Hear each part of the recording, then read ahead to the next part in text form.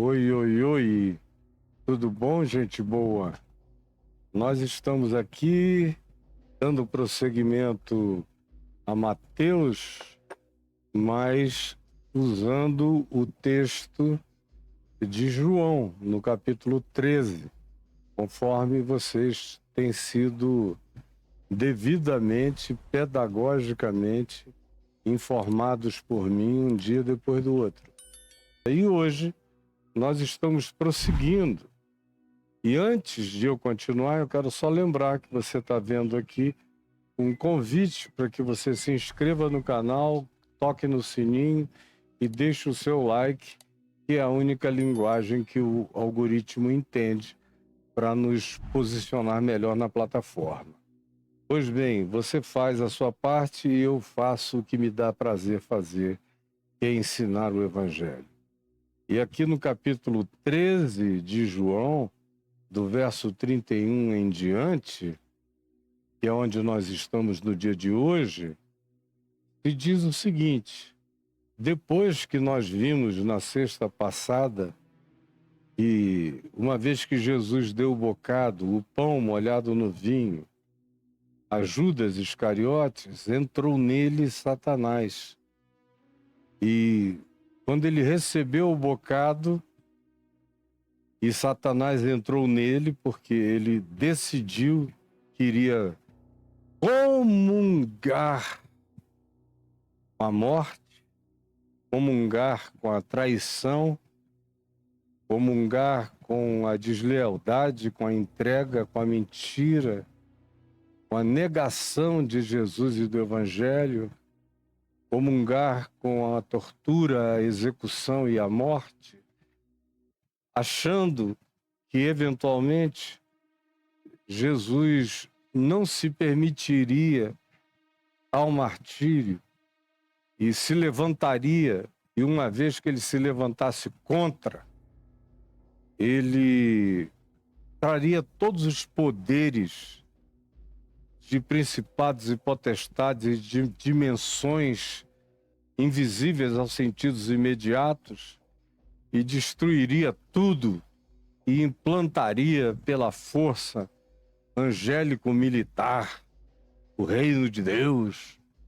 Era como se esperava que o Messias fizesse, e é como até o dia de hoje boa parte dos judeus, especialmente daqueles de interpretação literalista da Bíblia, dentre os quais os sionistas, que são os que querem destruir as mesquitas da antiga esplanada do templo, construir o terceiro templo, agora para tentarem obrigar o Messias, que não se manifestou ainda, a se manifestar, porque eles inventaram essa teoria. É uma teoria, tudo invenção.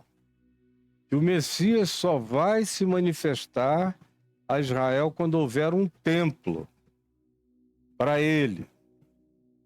Porque ele nunca nasceria numa manjedoura, ele nunca viveria a vida que Jesus viveu, ele nunca optaria pelas coisas que Jesus optou.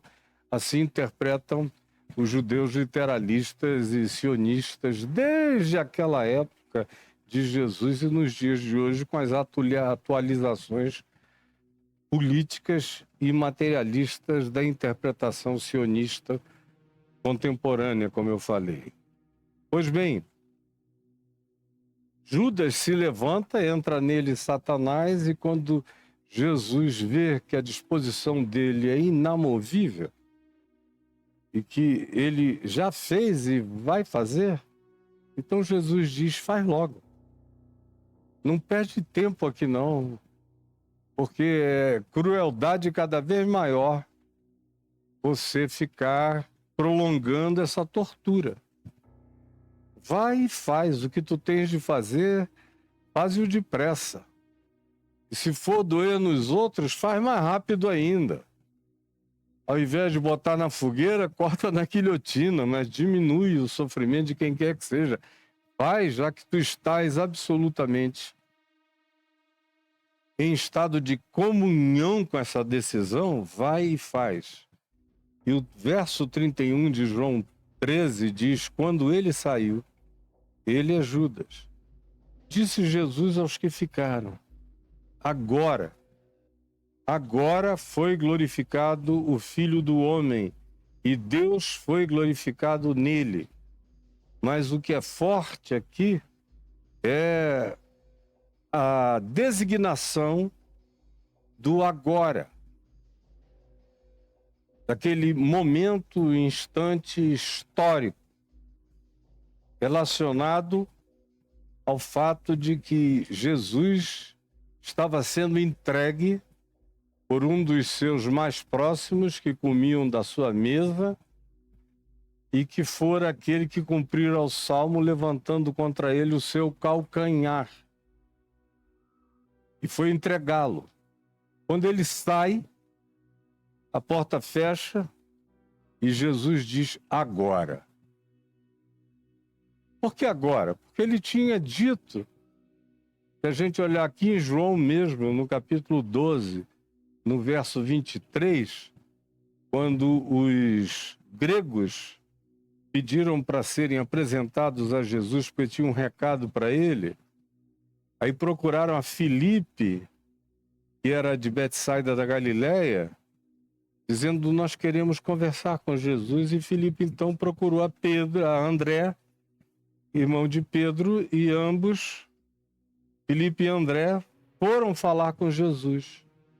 Tem uns gregos aí que querem te dar um recado.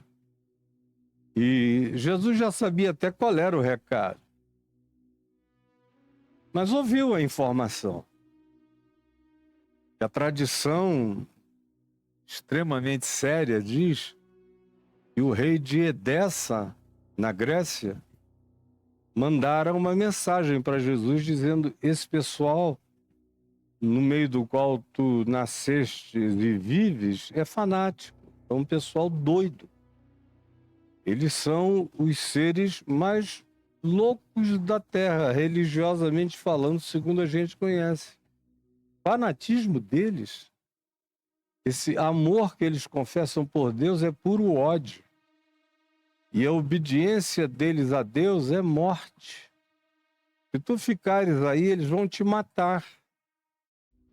E tu és a coisa mais preciosa da qual nós já ouvimos falar. Vem para cá, para Edessa, e aqui nós te garantimos vida longa, proteção, para tu distribuires esse teu ensino de maneira universal e planetária, e convenceres pessoas do mundo inteiro, porque tu foste te plantar no pior lugar possível, onde as pessoas, em tudo aquilo que não combine com as doutrinas letristas e meticulosas da perversidade, da piedade fanática e adoecida e assassino e homicida deles, todos aqueles que não concordam ou que eles não consideram harmonizados com o que eles ensinam, são objeto de perseguição ou morte. Disso a gente sabe, o mundo inteiro sabe. E aonde eles chegam, eles são assim, às vezes, até na terra dos outros. Quanto mais num lugar onde eles se sintam em casa, eles pioram muito mais. Se sentem muito mais empoderados na prática da perversidade. É o que dizem, portanto, a Jesus, e Jesus diz no verso 23 do capítulo 12: é chegada a hora de ser glorificado o Filho do Homem. Em verdade vos digo, que o grão de trigo caindo na terra não morrer, fica ele só. Mas se morrer, produz muito fruto. Quem ama a sua vida e vive só para se proteger e para cuidar de si mesmo, perderá essa vida. Ele vive para apenas dela cuidar. Mas aquele que aborrece e que não considera que a sua existência nesse mundo, nessa vida e nessa dimensão é o acontecimento primeiro e último da vida de um ser humano, esse que sabe de sua própria transcendência Esse é aquele que vai preservar a sua vida de fato, para a eternidade. E se alguém segue no meu caminho, então faça isso com amor. Se alguém me serve, o serviço a mim tem que ser pura manifestação de amor pelo próximo. Portanto, siga-me, obedecendo o meu caminho, que é uma manifestação de amor, do novo mandamento que eu dou, que é amai-vos uns aos outros. Vocês querem me servir? Andem no meu caminho. Onde eu estou, ali estará também todo aquele que diz que é meu servo, de acordo com minhas prioridades, minhas escolhas e minhas decisões e minhas pautas. E se alguém me servir, o meu Pai o honrará. E aqui no capítulo 13, no verso 31, quando Judas sai para entregá-lo, o texto diz que Jesus falou audivelmente para todos os que ali estavam com ele, àquela mesa, naquele cenáculo, dizendo agora. Antes, diante dos gregos, ele disse, é chegada a hora. Era ali. Uma semana antes, está chegando a hora, está aqui. Ele já havia tudo definido e pavimentado diante dele. Não tem nada que o tenha surpreendido. Ele vai como cordeiro mudo e se entrega aos seus executores. Conforme Isaías, no capítulo 53, 800 anos antes, já havia dito, predito e profetizado. Só que agora, quando Judas sai da sala, ele sabe que não é mais uma questão de nenhum intervalo. Não há mais interregno. Chegou a hora. É agora. Agora foi. Ele já usa o verbo no passado. Ele já entende que aquele ato de traição que Judas estava praticando, que era também um ato de profunda desumanização, de prática do diabólico ao extremo, na fantasia da fraternidade e da mentira.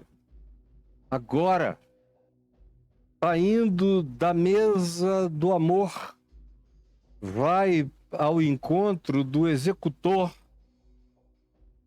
Para ele, o que tinha que ser já era, já acontecera. Já estava tudo definido e se formado. Judas não retroagiria. Ele iria depressa executar aquilo que ele já tinha determinado no seu coração. Agora foi glorificado o Filho do Homem.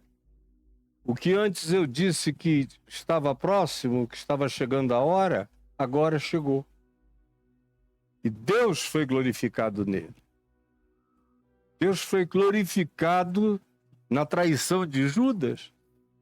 Não, foi glorificado no fato de que o Filho do Homem, de que Cristo em Jesus, de que Jesus, o Cristo,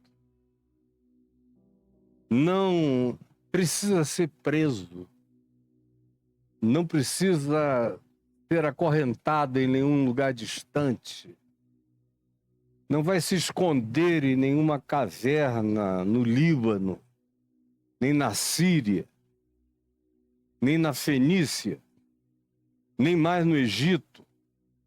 Agora era a hora de encarar, de andar olhando para a morte, para os executores.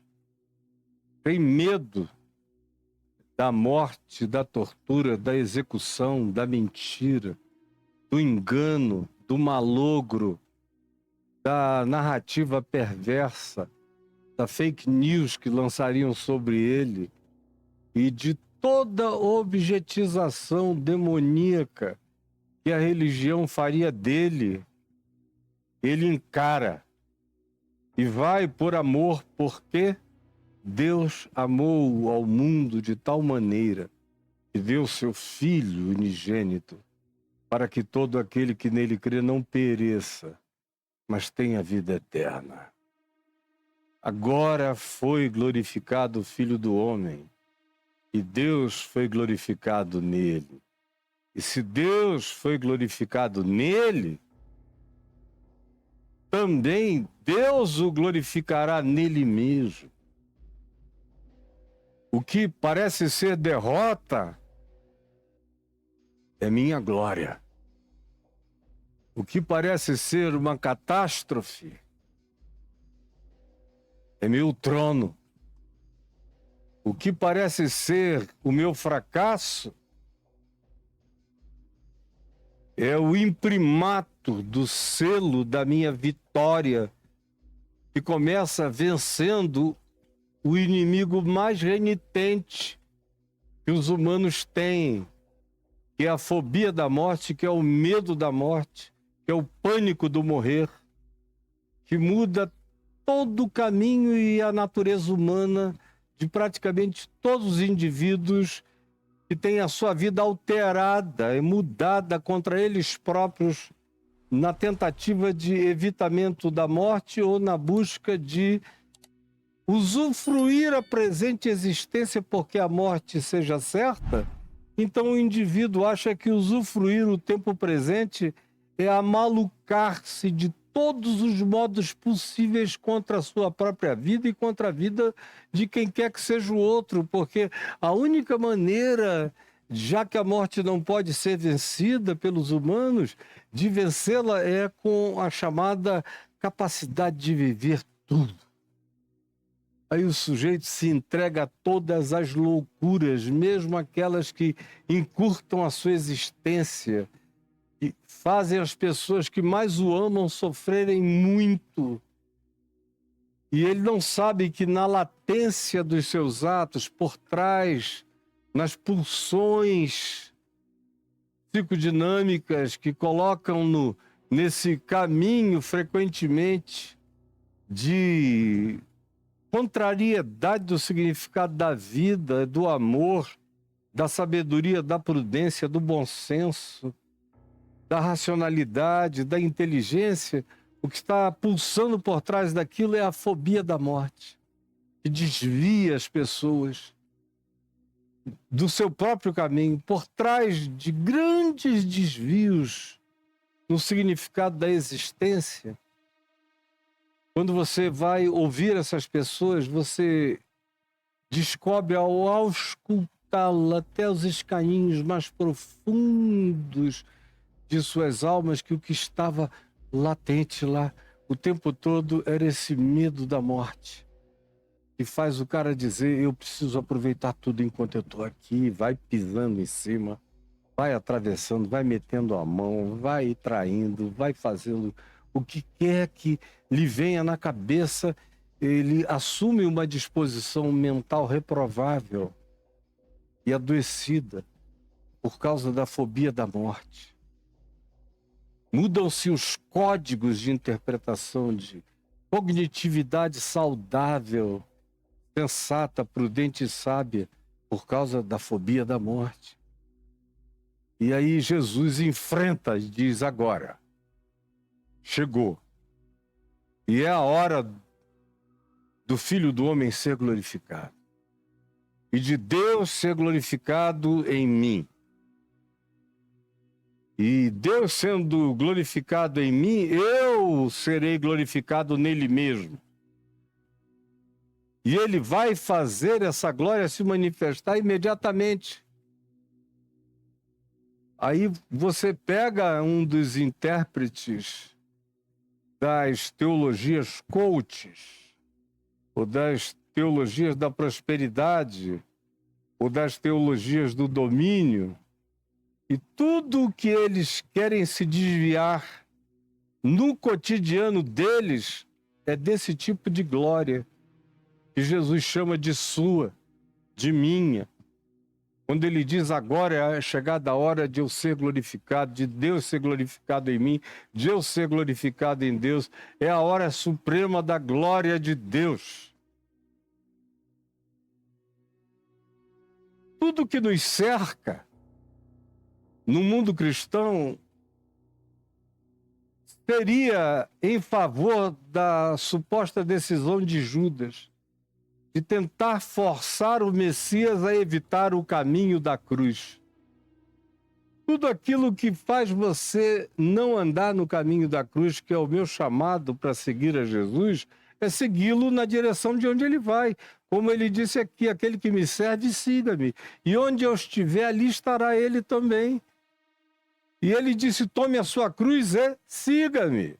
Não existe glória de Deus sem um discipulado que siga Jesus, mesmo que seja e, sobretudo, seja no caminho do que quer que para nós signifique tomar a sua cruz e segui-lo. São caminhos diferentes, mas todos levam à mesma consciência de entrega, de altruísmo, de solidariedade, de escolha pelo bem, de entregar-se pelo bem, de dar-se em amor, de buscar aliviar, salvar, levar, absorver aquilo que a gente possa absorver, aquilo que a gente consiga esponjar, aquilo que a gente tenha o poder de desenvenenar na existência. Essa é a escolha de Jesus e essa tem que ser a escolha do discípulo dele também. Aí ele fala numa intimidade enorme, Judas sai e aí a linguagem dele começa a mudar. Ele vai ficando cada vez mais íntimo. Como em nenhum outro momento no Evangelho de João ou em qualquer outro evangelho, a gente o encontra chamando os discípulos de filhinhos. Isso muda para uma intimidade enorme. Filhinhos. E foi aí que João, que usa essa expressão na primeira epístola dele com muita regularidade, a aprendeu. Ele aprende desse trato íntimo de Jesus, na maior intimidade existencial, no apocalipse da alma do Cristo, na presença dos seus discípulos. Filhinhos, ainda por um pouco estou convosco. Só um pouquinho. Agora é uma contagem de horas. Então buscar-me-eis. E o que eu disse aos judeus, aqui no capítulo 8, o que eu disse aos judeus, também agora vos digo a vós outros. Para onde eu vou, vós não podeis ir. Lembram que Jesus disse aos judeus, e os judeus disseram, qual é? Ele está pensando em se suicidar, revelando uma teologia presente na cabeça dos fariseus. E alguém se matar está separado para sempre de Deus. E ele diz, para onde eu vou, vós não podeis ir. Será que ele está querendo se matar? Só assim ele vai para um lugar que a gente não pode achar, nem encontrar, porque nós para lá não iremos. E Jesus não dá nenhuma resposta a eles. Deixa eles ficarem naquele engano deles próprios. Filhinhos, ainda por um pouco estou convosco, então buscar-me-eis depois disso. E que eu disse a judeus também, agora eu digo a vocês, para onde eu vou, vós não podeis ir. E eu quero falar sobre como vocês devem viver nesse interregno, depois desse agora, depois dessa história, depois desse tempo, depois desses 3 anos e meio juntos. O que eu estou começando a ensinar a vocês definitivamente como será viver sem a minha presença resposta corpórea, física, visível, tátil, palpável, indicável, mensurável pela capacidade do enxergamento, da visibilização. Vocês vão ter que aprender a me seguir no invisível. Vão ter que aprender todo dia a levantar pela fé, a dar passos de fé, a interpretar pela fé, a dormir pela fé, a viver pela fé, a partir e passar desta dimensão para mim, pela fé. E para isso acontecer, vocês vão ter que praticar um único mandamento novo. É um novo viver regenerado, que produz uma nova criatura, que produz uma nova mentalidade da mente de Cristo, que produz uma nova esperança, que produz uma nova alegria que ninguém pode tirar, que nos encharca de um novo poder do Espírito Santo, o poder da ressurreição em nós. Mas vocês vão ter que aprender como é essa vida. E essa vida não é estribada em milhares de observâncias e de mandamentos, não tem a ver com nenhuma dieta, não tem a ver com nenhum dia de santificação específica, não tem a ver com nenhum ritual, nem com culto a nenhum sagrado, a nenhum santo graal, a nada dessa natureza. É tudo invisivelmente concreto pela fé. E o mandamento que eu dou a vocês não se manifesta como uma exterioridade da qual vocês possam tomar posse para apresentar a outros. Ele só se manifesta como exemplo. Toda a ênfase de Jesus é no exemplo. Compreendeis o que eu vos fiz? Eu vos fiz para vos dar o exemplo. E o exemplo que ele disse que nos dera e nos dava, só é exemplo segundo ele próprio, se for de acordo com esse novo mandamento, sobre o qual ele fala no verso 34. Novo mandamento eu vos dou, que vos ameis uns aos outros. Que vos ameis uns aos outros. Vocês, a quem eu chamei para andarem comigo, se vocês são meus, e se vocês me obedecem, e se o Evangelho é que pauta a vida de vocês, se existe um carnegão de compromisso na vida de vocês em relação ao Evangelho, que eu encarno e que eu transfiro para vocês, para a obediência em fé no mundo, na existência, se vocês viverem esse mandamento, vocês vão manifestar isso. Todo mundo vai perceber pela prática, pelo exemplo de perdão, de busca de harmonia, de discernimento e escolha do que é bom e bem na existência, de fidelidade, de bondade, de generosidade longânima, de autocontrole. Esse amor é feito disso. Não é palavra. Como diz o apóstolo João na primeira epístola dele, filhinhos, não ameis de palavras, nem de blá, blá, blá, nem de eu te amo, irmão, eu amo a sua vida. É uma expressão que eu particularmente abomino. Quando o cara não te ama, mas ele quer dar uma de cristãozão, piedoso, ele geralmente usa essa expressão: ô pastor, eu amo a sua vida. Esse é um chavão que eu já ouvi tantas trilhões de vezes, que para mim ele significa o oposto.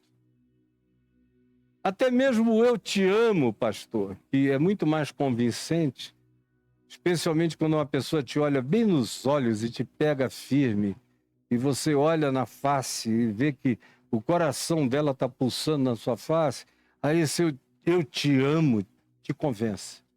Mas na maioria das vezes, até esse eu te amo é uma formalidade de piedade relacional que não diz quase nada, porque não é seguido de continuidade, de exemplo, de demonstração, de prática, de atos de amor constantes, contínuos, recorrentes, crônicos, ininterruptos, de acordo com a necessidade e a possibilidade.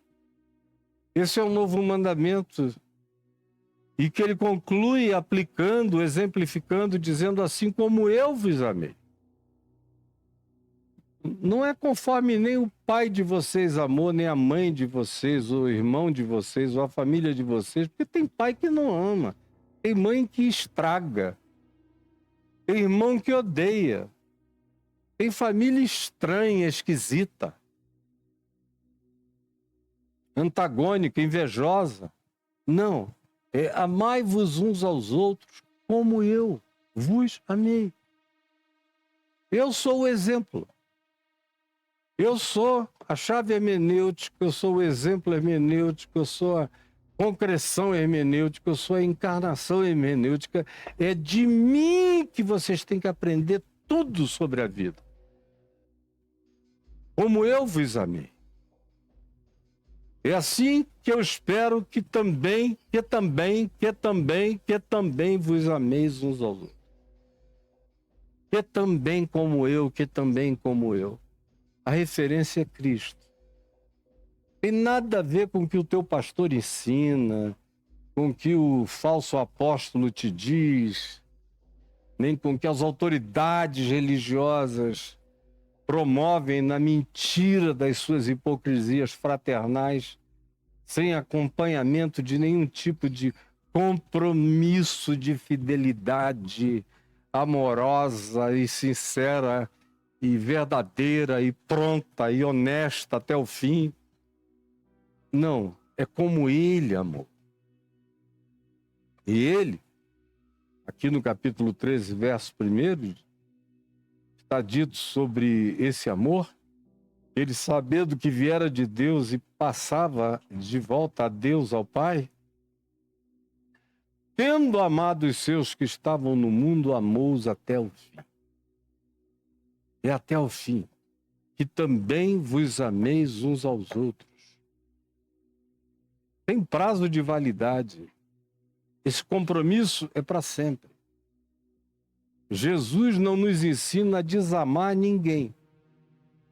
Eu tenho o direito de desgostar, como eu tenho ensinado tantas inúmeras vezes que amar, de acordo com Jesus, não é gostar. Porque ninguém gosta de quem espanca, esbofeteia, chicoteia, esmurra, machuca. É para não gostar, só um doente gosta de ser torturado. Uma pessoa que cultua o auto-martírio está precisando de tratamento psicológico seríssimo. O mínimo de amor próprio nos instila um estado de saúde mental que faz com que a gente goste de ser gostado e goste de gostar. E goste daqueles que gostam da gente. E não goste daquilo que é apenas dor, maus tratos, humilhação, perversidade, agressão, submetidos ou impostos sobre a sua vida. Jesus disse que você não precisa gostar disso. Ele não gostava disso, por isso é que ele não fica procurando fariseus. Ele não adora uma casa de saduceus, onde ninguém crê em nada. Ele procura ficar entre amigos que gostem dele. Ele come com os que o convidam com prazer. Ele prefere o aconchego ao estapeamento. E quando as pessoas se ajuntam para atraí-lo, ele sai. Para enganá-lo, ele vai embora. Para tramar contra a vida dele, ele se retira até que chegue o dia e a hora. Chega esse momento chamado por ele de agora. Antes disso, ele sai.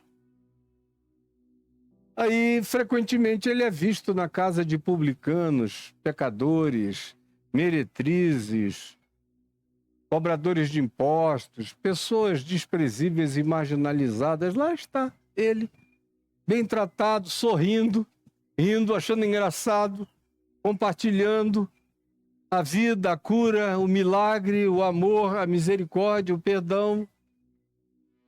É isso que ele espera de mim.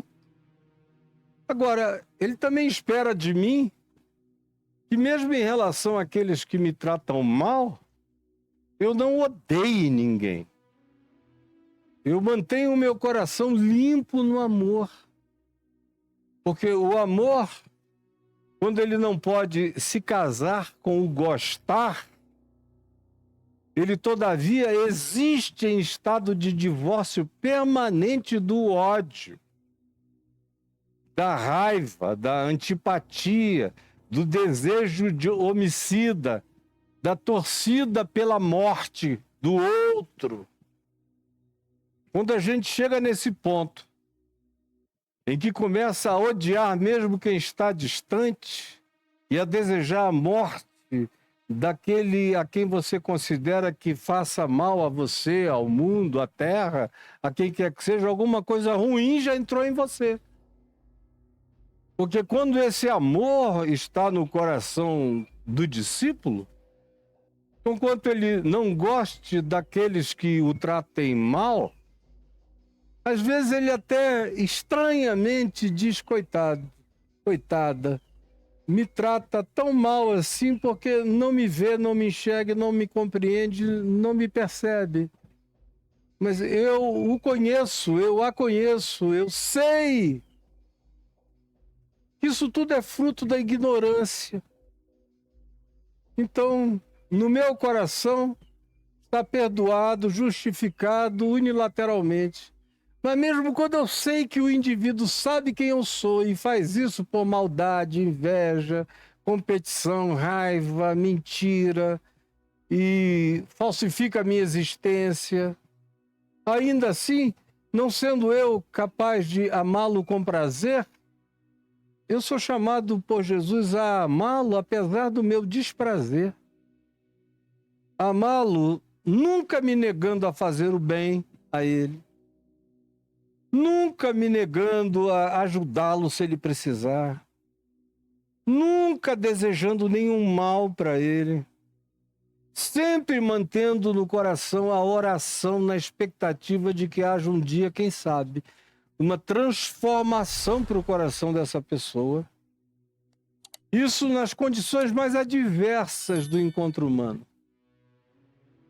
E aqui ele está falando de discípulos com discípulos, aonde é menos concebível ainda que as pessoas se queiram mal. Agora, discípulo tem que ser discípulo.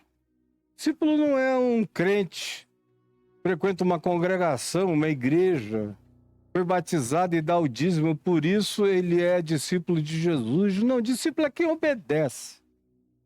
É quem serve o evangelho com amor, com quebrantamento, com humildade, com pureza, com busca de verdade, de sinceridade, de santidade, de respeito, de pudor, para com o próximo em toda a reverência possível. Esse é o discípulo. Esse é aquele que o serve. Agora, o que Jesus começa a dizer que é intolerável é que até mesmo entre aqueles que supostamente não carregam nenhuma gravosidade contra o evangelho, só por uma questão de competição, de tamanho, de grandeza, de ombro, de quem é o mais alto, o maior, mais forte, quem é o mais bem-sucedido visivelmente, quantificavelmente, quem é mais perceptível, mais famoso, ou mais qualquer coisa, de acordo com as visibilizações mundanas.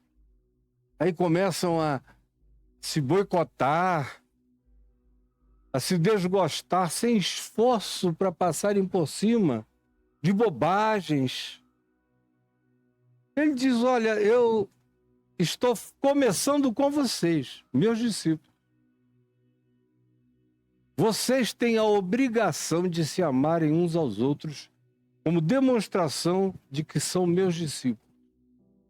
Não tem nada a ver com o que hoje nós chamamos de cristianismo, de igreja, de congregação, aonde os mais horrorosos se reúnem, frequentemente com ódio uns dos outros, com ambições, com ganâncias, só pensando em dinheiro, em visibilizações, em aparências. São todos os grandes fariseus. Esses aí dificilmente você vai conseguir gostar. Todavia, você pode ainda assim amar. Agora, eu, por exemplo, amo sem ficar. Amo na minha oração. Amo no meu desejo de que, de alguma forma, a verdade do Evangelho alcance essas pessoas e gere conversão. E mantenho a minha equidistância de saúde mental e psicológica em relação a quem não sabe tratar-me bem, nem respeitosamente. Até o dia em que a mente dessa pessoa mude, nesse dia ela vai ter meu abraço, meu carinho, meu acolhimento, meu tudo. E enquanto isso, ela nunca terá meu ódio, ela sempre terá minha oração, e ela sempre terá o meu olhar de esperança de que, por mais embrutecido que tal indivíduo ou pessoa esteja, a graça de Deus possa vir nele operar. Novo mandamento vos dou, que vos ameis uns aos outros, assim como eu vos amei. Sim, e também, do mesmo jeito que eu fiz e mostrei, exemplifiquei a vocês, vocês me pratiquem em favor uns dos outros e em favor da vida. E então, esse é o exemplo que o mundo vai entender. Não é milagre, não é cura paranormal, não é expulsão de demônios, não é andar sobre as águas, não é apaziguar ventos e ondas, não é purificar leprosos, multiplicar pães. Não. A única coisa que pode convencer o mundo é essa que Jesus diz. Portanto, não é poder político, não é fama, não é catedral, não é templo, não é beleza estética, não é bundão de pastora, não é peitão de profetisa, nem é plástica na cara de pastor esticado, nem o relógio do senhorzinho Malta da religião, do rock santeiro evangélico. Não. Só tem uma coisa que convence o mundo. Uma única coisa. E Jesus diz aqui: nisto conhecerão todos. Está no verso 35 de João 13. Repita comigo: nisto conhecerão todos. Todos significa todos. Em qualquer lugar do mundo, em qualquer língua, em qualquer cultura, em qualquer religião, em qualquer sistema político ou ideológico, nisto conhecerão todos que sois meus discípulos. Não é pela roupa, não é pelo tamanho do cabelo, não é pela cara brejeira, não é pelo farisaísmo de jejuns aparentes, não. É pela prática do exemplo do amor, no falar, no gestuar, no acolher, no dar, no contribuir, no partilhar, no ser generoso, no perdoar, no ser paciente, no esperar. O mundo, a sociedade, em qualquer situação, em qualquer lugar, enxerga. É como virar a cara para a luz por inteiro. Quando eu amo, eu boto a cara para a luz. Eu resplandeço quando eu amo. O mundo inteiro reconhece que eu amo pela luz do amor resplandecendo na minha face, nos meus atos, nos meus exemplos, na minha voz, nos meus modos, nas minhas atitudes. É assim que todos conhecerão que eu sou discípulo de Jesus, que nós somos discípulos de Jesus, quando nos amarmos uns aos outros. É como virar a cara para a luz. Todos conhecerão que sois meus discípulos, quando virardes a cara para a luz. Perguntou-lhe então Pedro: Senhor, para onde vais? Para onde vais? Sempre Pedro, figura. Para onde tu vais? Jesus responde a ele: Pedro, para onde eu vou? Não podes me seguir agora. Agora. Preste atenção nos tempos verbais, sempre. Verbo é fundamental. Agora. Hoje, agora, não. Mais tarde. Quanto tempo dura esse mais tarde? Pedro quis saber depois, aqui em João 21, mais adiante, em Tiberíades, a Jesus, quando vai ser esse tempo? Em relação à minha vida, a vida de João.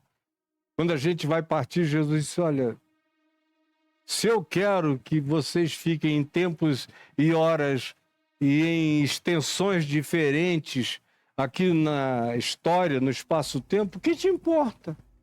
Tempo e hora não tem nada a ver com designação dada a vocês. Vocês têm que viver pela fé. Você não tem que saber nem o seu tempo de partir, nem o do seu irmão, nem o da minha volta, nem de ninguém. É pela fé, é pela fé e é pela fé. É por obediência e amor pela fé. Senão não será pela fé.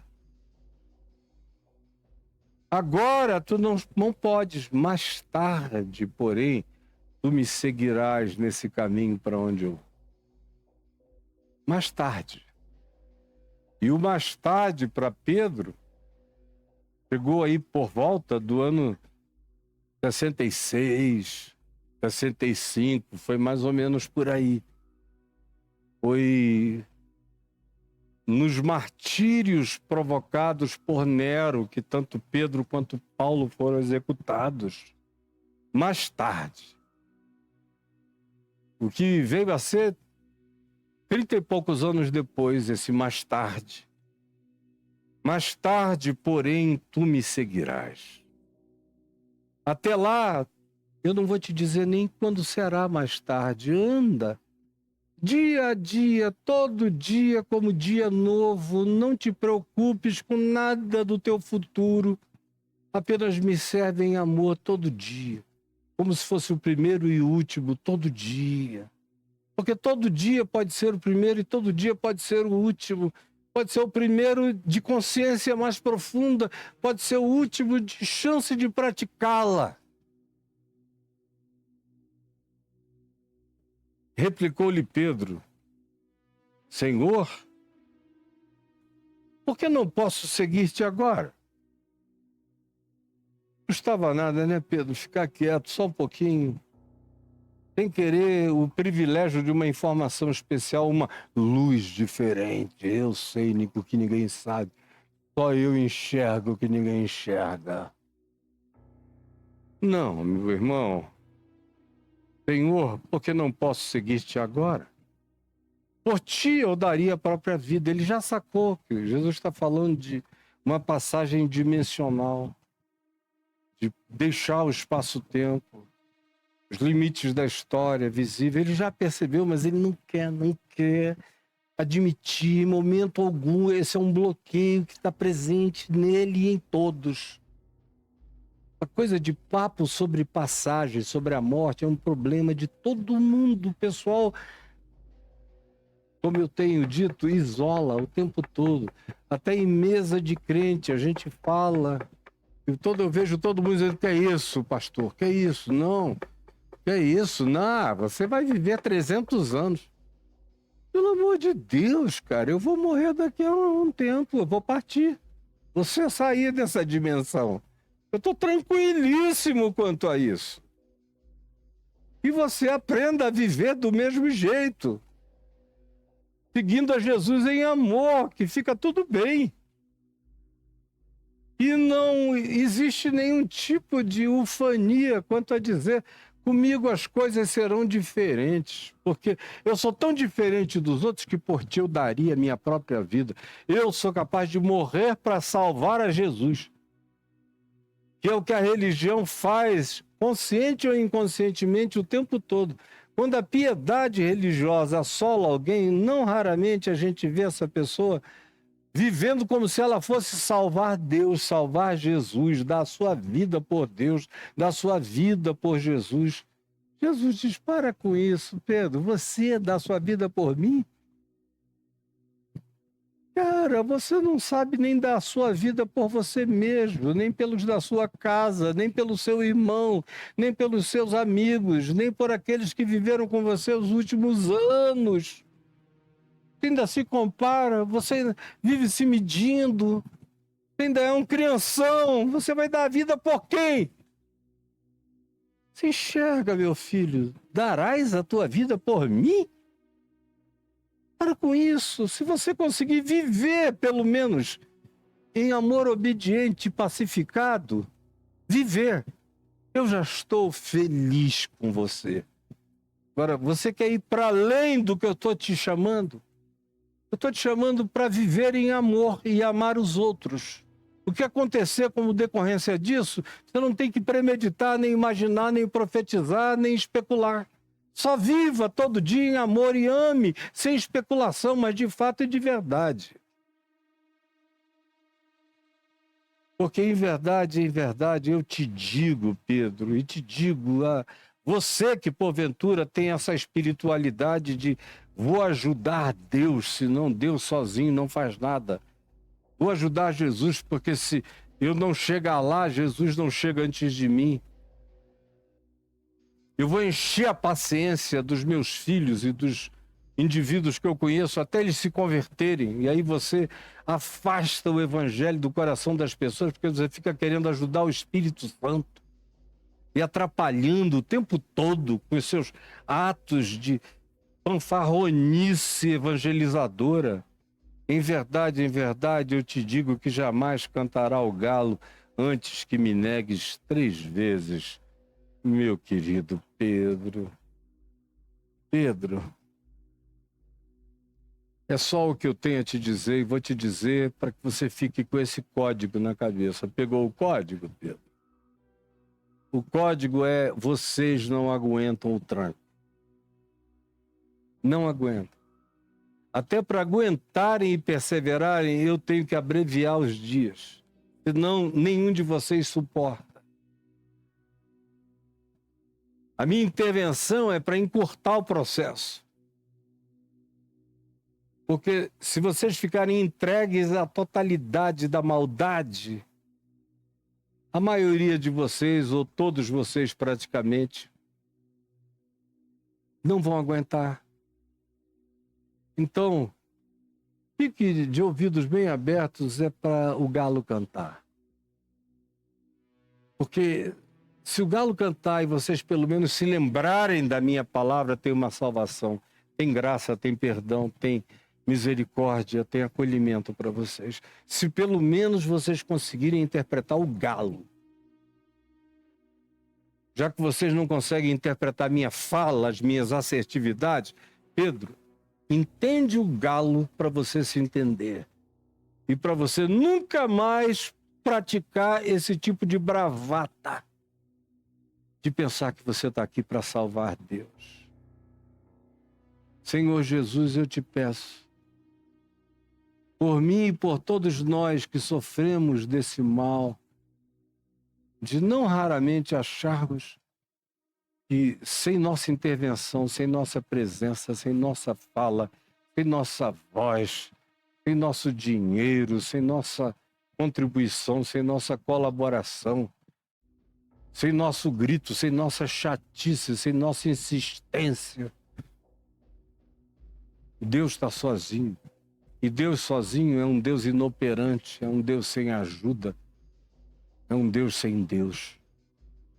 Salva-nos desse espírito da religião que pretende ser a mediadora entre Deus e os homens, porque do contrário, Deus não se comunica. E salva-nos de pensar que é o grito da nossa voz, ou o tamanho dos nossos números, ou a força das nossas influências políticas ou ideológicas, ou financeiras ou econômicas, que vai impressionar qualquer um ou o mundo, ou a expressão de nossos milagres. Ajuda-nos a entender que a única linguagem que todos podem compreender é essa, de nos amarmos uns aos outros, que é a coisa mais alienígena que se pode encontrar. E a gente que se ama, que se perdoa, que se acolhe, que mesmo não concordando com tudo, abraça sempre, acolhe, salva, estende a mão, estende o manto,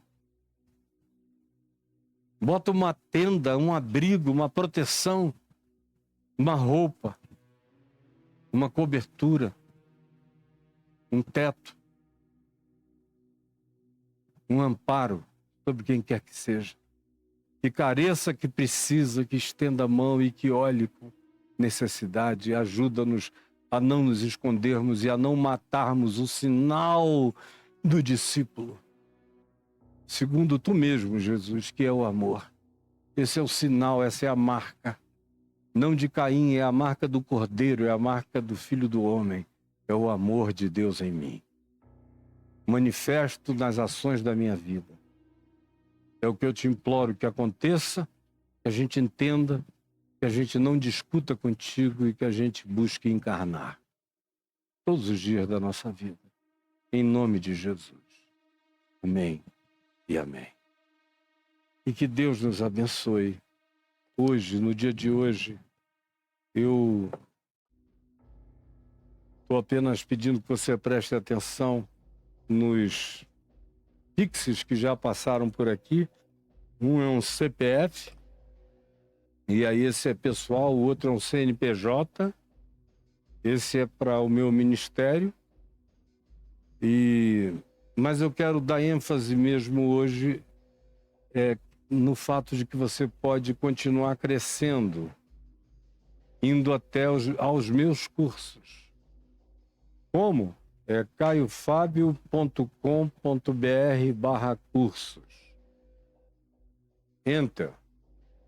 Aí aparece aí os meus cursos, atrás de cada banner tem um vídeo meu explicando, e tem o curso que eu estou oferecendo atualmente, novinho em folha, que é O Poder dos Salmos. É aí no mesmo lugar, caiofabio.com.br/cursos. É um curso que pega os salmos que são divididos em 18 minutos. Cada fala, não é cada salmo. Às vezes um salmo é dividido em 10, em 12, em 7, em 8. E seus contextos são explicados. A história por trás dele. E o aplicativo hoje. Tendo Jesus como chave hermenêutica.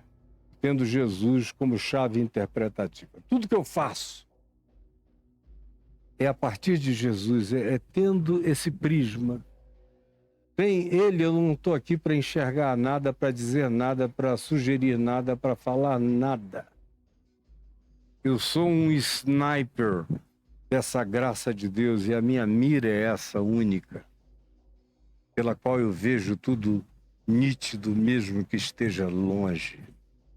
Fica tudo claro quando você olha a partir de Jesus. Pegue o poder dos salmos e cada um desses cursos para você. Eu vou ficar por aqui hoje, volto com você amanhã, com a graça de Deus, em nome de Jesus. Um beijo em nome de Jesus. Amém, amém e amém.